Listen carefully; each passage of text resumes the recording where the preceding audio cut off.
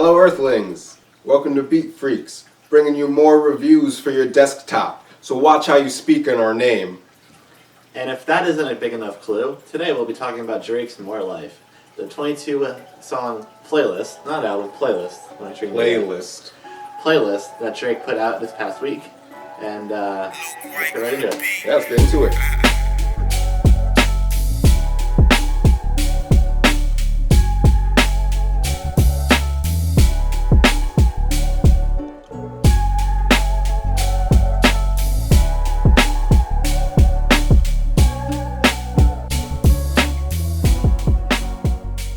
So this album, I don't know which number it is for Drake, but he's had produced a several amount of albums now at this point. Mm-hmm. And I think this is a big step up from Views, Absolutely. which is funny because Views was the album he talked about, like his biggest album overall, and it was a letdown in my opinion. I really didn't enjoy it that much. Sorry, Drake fans. Yeah, me neither. I enjoy a lot of other Drake albums, don't get me wrong, and this is one of them, More Life. Yeah. After Take Care, I kind of lost Drake. I kind of stopped liking him as much as I did. And then I listened to Views because it was supposed to be like his big album, and I was not at all happy with it. I didn't like it. I liked to listen to it a couple times. So I wasn't at all anticipating to really like this. And I'm happy to say that I think this is a big step in the right direction for him. And looking back on Drake's past works, and then it goes, Take Care is number one. That's my favorite Drake album. Same.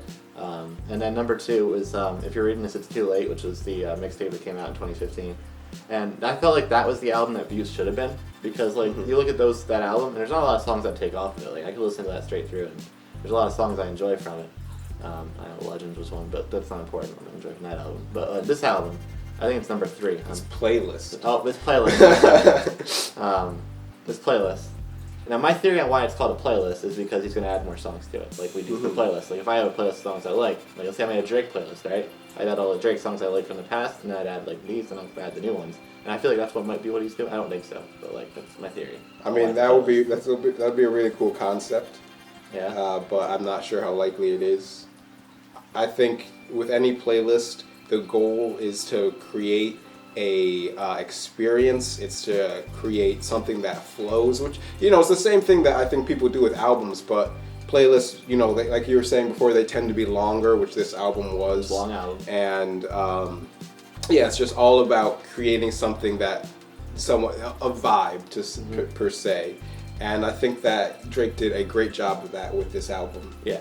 And I think one thing that's important with that, if you have such a long album, you need to have multiple different sounds throughout it. Absolutely. And that's another thing Drake nailed, where we have many different Drakes in this album. We have Caribbean Drake, which we saw on Views a lot, and he keeps that going here. We have Singing Drake, which is something he hasn't really done recently. I think he did on Views, but not before that. He was kind of rapping. Now he's gotten the singing phase, which I like Drake singing. I mean, Take Care. I like him singing. Well, some of it. Then we have the debut of British Drake, which he has, actually there's a lot of British influence. They have 3 features from British artists on here. You have Skepta and Giggs. Skepta, amazing. Yeah. That was an amazing song. So, and plus he has his own British sound to himself when he does songs with them, which is interesting how he can pull that off. And then you have, like, normal rapping Drake, and he does that in several songs here. So you have a lot of different Drake kind of vibes throughout the song playlist. Keep trying to refrain myself from saying album. Yeah, playlist. Yeah. It's tough. Yeah, I agree. He's got a lot of different sounds, and I think that is a big advantage for him, especially with the way that he sings on this album, with the kind of Caribbean influence, and just his voice in general seems a lot smoother. And I know like the style where I started to kind of get away from Drake is in songs kind of like Teenage Love, where it's a bit like raspier. It's more somewhat monotone singing, and I just don't really like when Drake does that, but I feel like he expanded so much with this album and made some really good melodies, stuff that really gets caught in my head, like Passion Fruit. Favorite song of the album, absolutely. I kind of hate how when we get in that song, they like start it and DJ, they stop. Yeah. That bothers me so much because Sometimes I really want that song. Forward, so I really want that song to go straight through, and that happens every time. It's a great song.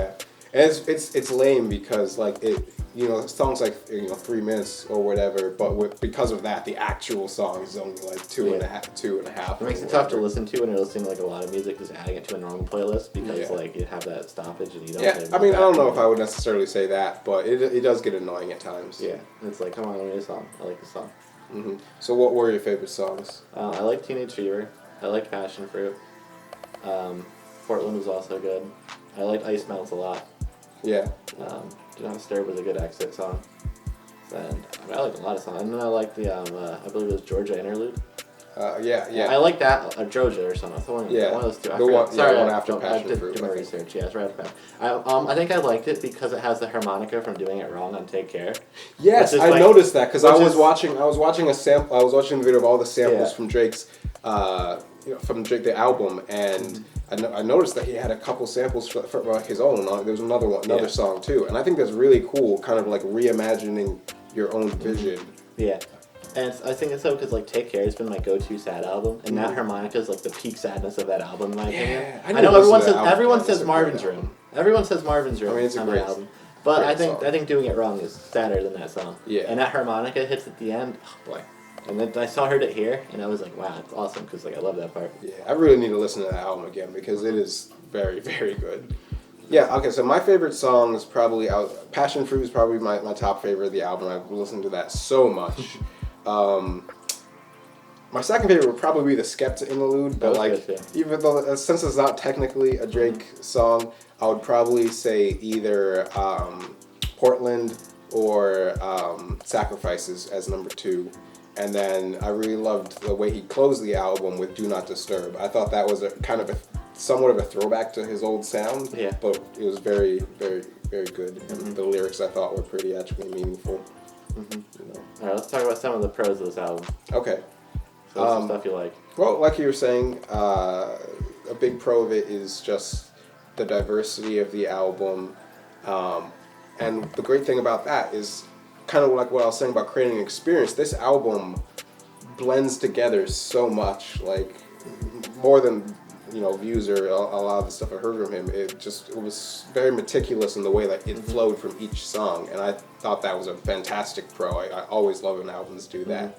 So that was probably the biggest thing for me, and just the musicality of it, the whole just vibe. It's just great, like you were saying before. It's just great driving music. Yeah, I was going to mention that when it came to my turn, how like we had this side conversation about it before, so we're not going in like clueless on what we think about it. And I said it was like great driving music because it's one of the I listen to it almost when I go in the car like several times on the way to school. 30-minute trip. So I can't even listen to the whole thing both ways, but like it's such a long playlist. But even so, like I listen to it on the drive to school or whatever. It's like great music for driving. Just absolutely foot tips there. Absolutely. And it's great for just like chilling, hanging out in the room too. It's not something that's like sad like some Drake songs, or it's not something that's like too happy or upbeat. It's just kind of just music you can chill to. Which I like. Yeah, it's very balanced, which I think is what I like about it. Yeah.